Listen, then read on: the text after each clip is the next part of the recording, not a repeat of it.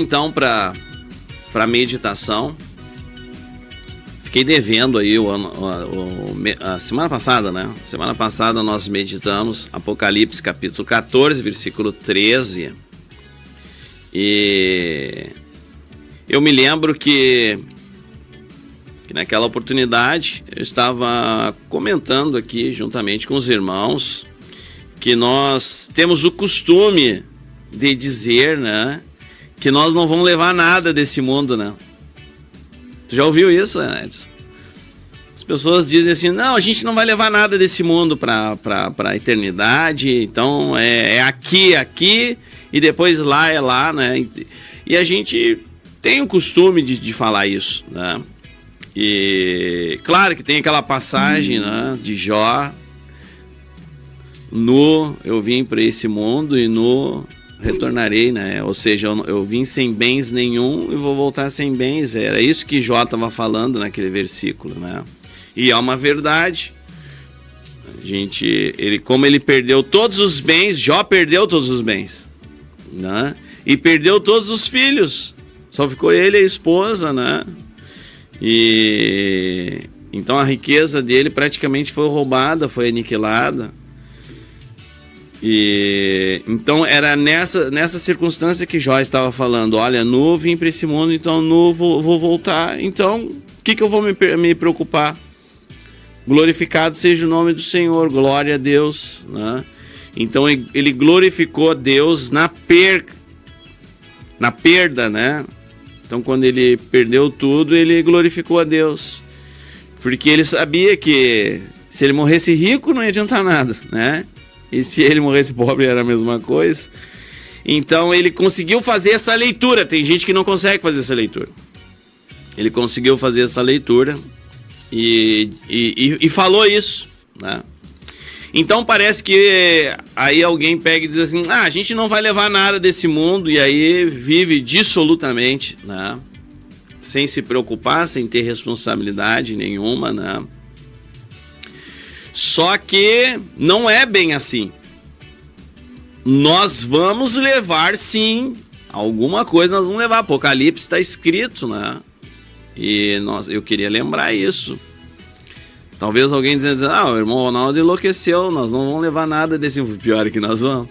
O pior é que nós vamos. Eu digo pior porque não é fácil, né? Apocalipse capítulo 14, versículo 13, diz assim, bem-aventurados os mortos, aqueles que morrem em Cristo, né? Morrem no Senhor. Diz o Espírito ainda, né? Para que descansem dos seus trabalhos e as suas obras os acompanham. Você vê, ó. Então, na eternidade, nós vamos ser acompanhados, vão seguir do lado de lá, né? Do lado de lá da cortina da eternidade, nós vamos levar daqui as nossas obras. Tu vê, né? Que coisa! Então, alguém pensando que nós não vamos levar nada desse mundo se engana, viu? Porque nós vamos levar. Inclusive, o juízo de Deus é pelas nossas obras, né? Obras de bem ou de mal. Tem gente que acha assim, vai ser o tribunal de Cristo, obras grandes e pequenas, né? Também. Mas não é isso que está escrito em Apocalipse, né? Aliás, Apocalipse, em 1 Coríntios ali, né? Ali o apóstolo Paulo está dizendo assim, todos nós estaremos perante Cristo, o tribunal de Cristo. E ele vai nos julgar segundo as nossas obras. E ele ainda diz o que é segundo essas obras. Obras boas vai ter um bom galardão, e obras más vai ter condenação. Então, as obras nos acompanharão. Não tem como deletar, viu? Não tem, alguém acha assim, nós vamos viver aqui tranquilo e depois, né? Depois começa do zero, né? Então chega lá, nós não vamos levar nada daqui, né? Na eternidade, assim, zera tudo, começa de novo, né? Não é assim. A Bíblia diz que as nossas obras vão nos acompanhar, né? Tá escrito aqui, né? Se alguém tem dúvida, é só ler Apocalipse 14, versículo 13. Bem-aventurado aqueles que morrem em Cristo, diz o Espírito, para que descansem dos seus trabalhos e as suas obras os acompanham. Então, né, se alguém acha que não vai levar nada daqui desta terra para a eternidade, vai levar todo o histórico das suas obras, né? Imagina, Edson, nós chegarmos lá, né? E você assim, ó, olhar para mim e enxergar assim, ó, tudo que eu fiz, instantaneamente, né? Vai cair, né? Vai cair todo. Muitas vezes muitos testemunhos já ouvi, né? De alguém que pega e diz assim, alguém aí que contou um testemunho, né? E no céu é assim, ó, no céu as obras ficam todas reveladas e é muita vergonha, né? Porque até o pensamento bem pequenininho aquele é revelado. E é o juízo, então tem muitos que vão passar muita vergonha, né? E já tem outros, né, que vão ter glórias, né? Agora imagina, né, saber o oculto, ser revelado tudo, porque as obras, né, os nossos pensamentos, os nossos sentimentos, aquilo que nos motiva a fazer a obra, né, vai ser tudo revelado. Vai ser tudo revelado, né? Aqueles que trabalham, mas trabalham para si, né? Tem muita gente que trabalha para si. Muita gente aí que a gente olha e acha que é um grande servo de Deus, mas na verdade, né, Deus sabe que eles estão fazendo, né? Estão fazendo a vida deles, eles estão construindo um castelo para eles mesmos, né? E não é agradável a Deus esse tipo de trabalho, de ministério. Já tem outros, né, que estão na sinceridade de coração e estão fazendo para Jesus de coração mesmo, né? E então muitas vezes a gente não sabe aí qual é a intenção do coração. Nós não sabemos aí quem está trabalhando por amor à obra ou quem está trabalhando por amor aí a um cargo, né, ou para aparecer. Tem gente que quer mostrar Cristo, né? E tem gente que quer mostrar o seu próprio nome. Naquele dia, todas as nossas obras, elas serão reveladas. Obras de ouro, obras de prata, obras de madeira, né? De feno. Então, serão todas reveladas. E nós queríamos relembrar isso. Então, nós meditamos semana passada, Apocalipse 14, capítulo 14, versículo 13, né? Que o crente, ele tem essa consciência que uma coisa daqui desta terra nós vamos levar para a eternidade, viu? Não pensa assim, ó, que a gente não vai levar nada, nós vamos levar uma coisa, pelo menos uma coisa a Bíblia diz: as nossas obras. As nossas obras vão estar impressas, vão estar imprimidas, né? Vai ser uma marca na nossa vida. É como se fosse uma marca, né? Nós estaríamos marcados com as nossas obras. Quando nós chegar lá, essa marca vai ter em nós. Não tem como a gente se livrar, né? Porque as nossas obras irão nos acompanhar na eternidade, lá no céu, né? E é importante. Claro que se todo crente tivesse esse entendimento, o que faria, Edson?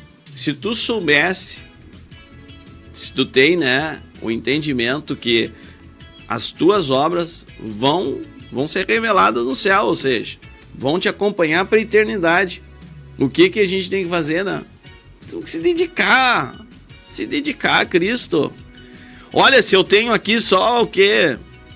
Alguns aninhos aqui, dedica a Deus, faça o máximo possível. Porque, do contrário, sabe o que vai acontecer? Aqueles que são improdutivos, aqueles que são infrutíferos, aqueles que passam o tempo todo se enrolando com o problema dessa vida, chorando as pitangas pelos cantos, dizendo para Jesus que não estão conseguindo fazer porque está doendo o pé, está doendo a mão, né? O que vai acontecer? Geralmente, quando se chega num lugar e olha para trás, aí vem o quê? Né? Aí alguém vem se arrepender, né? E tem aquele sentimento ruim de não ter feito. E nós temos alguns testemunhos também de alguém que está no leito de morte e está ali, está sabendo ali que a sua vida chegou no fim, né? Está sabendo aí que acabou. Não tem mais tempo para mais nada. E aí o que acontece, né? Começa a olhar para trás e ver, como eu poderia ter amado essa pessoa. Como eu poderia ter amado mais meu filho. Como eu poderia ter amado mais a minha filha. Como eu poderia ser mais carinhoso com a minha esposa, né? E aí começa, né? Começa aquele sentimento horrível, né? E fica dizendo assim para si, né? Como eu poderia ter trabalhado mais para o Senhor. E aí não acha justificativa de não ter feito. Não acha. Muitas vezes no leito de morte, alguém olha para trás e diz, mas por que eu fui assim? Por que eu fiz isso? Por que eu fui tão duro com essa pessoa? Né? Por que eu persegui tanto aquela outra? Por que eu fui assim, né? E não vai achar explicação. E lá no céu vai ser a mesma coisa. Alguém vai olhar para trás e vai dizer, mas por que é que eu não me levantei de manhã cedo com os folhetinhos na mão e não preguei o evangelho o dia todo? O que eu estava fazendo? E quando nós chegarmos lá, Edson, já pensou? Eu chegar lá e o Edson tá lá, cheio de folhetinho na mão, cheio de almas, cheio de trabalho, né? E ninguém dava nada pro Edson, viu? Ninguém dava nada pro Edson. Não, o Edson é mais um, não. Mas acontece que o Edson, ele evangelizava direto, ele tem muitas almas, muitos vizinhos, muitos amigos, muitos parentes que ele orou, intercedeu, jejuou por eles, alcançou, discipulou. E aí quando eu chegar lá e ver isso na vida do Edson, e eu vou olhar para mim, o que eu fiz? Não fiz nada. Passava os meus dias todos trabalhando para mim, passava os meus dias todos juntando coisa para mim, só pensando em mim, só pensando na minha satisfação. E aquelas pessoas tudo em volta de mim, eu poderia ter feito grandes coisas.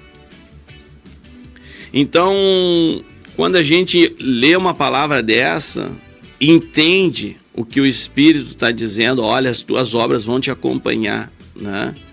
Se nós pudéssemos, ir lá na frente, lá no futuro, lá na eternidade, e passar lá, olha, 2 minutos lá, e ter só aquele sentimento de não ter produzido, de se arrepender e dizer assim, se eu pudesse, né? Que nem aquele rico e Lázaro, né? Quando ele estava lá no inferno e ele dizia assim, se eu pudesse voltar, né? Se bem que ele nem pediu para voltar, né? Ele pediu para um morto voltar, né?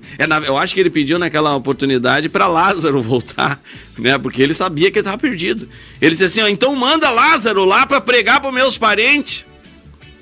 Olha que remorso, que remorso, que arrependimento que esse homem estava lá. Mas claro, ele estava no inferno.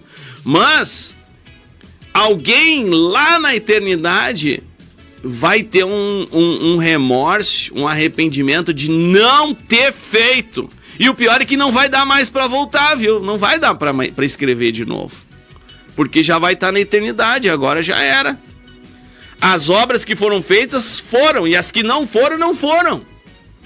E vai causar vergonha, vai causar tristeza, vai causar dor.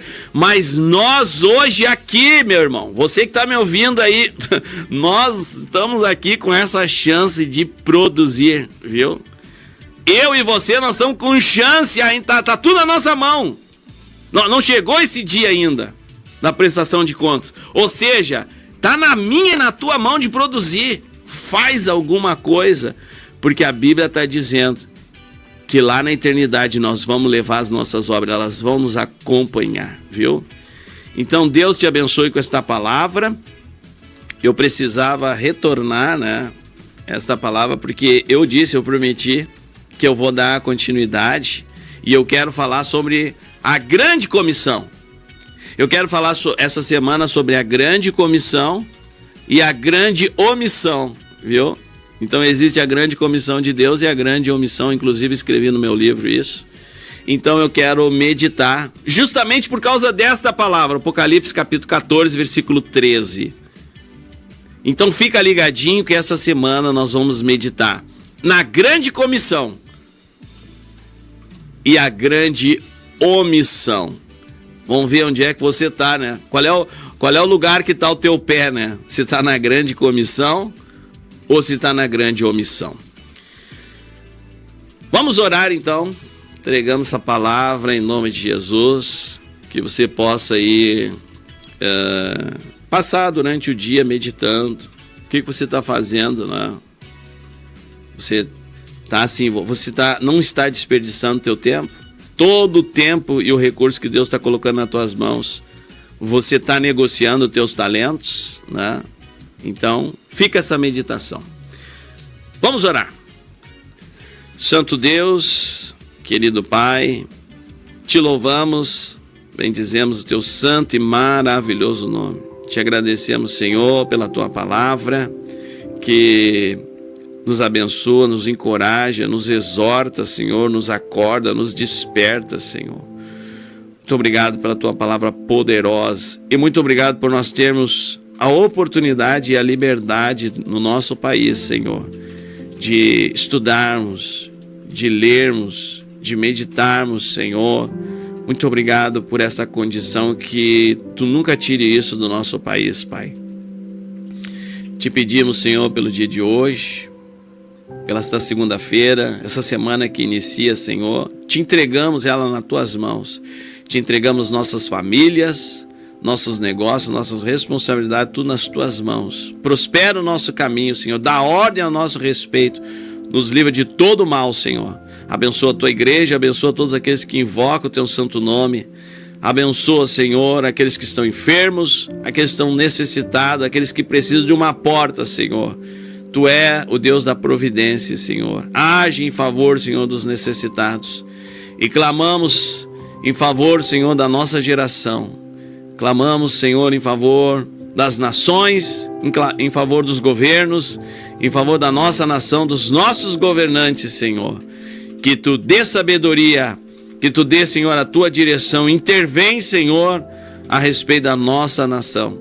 Assim te pedimos, tudo te agradecemos. Em nome de Jesus. Amém.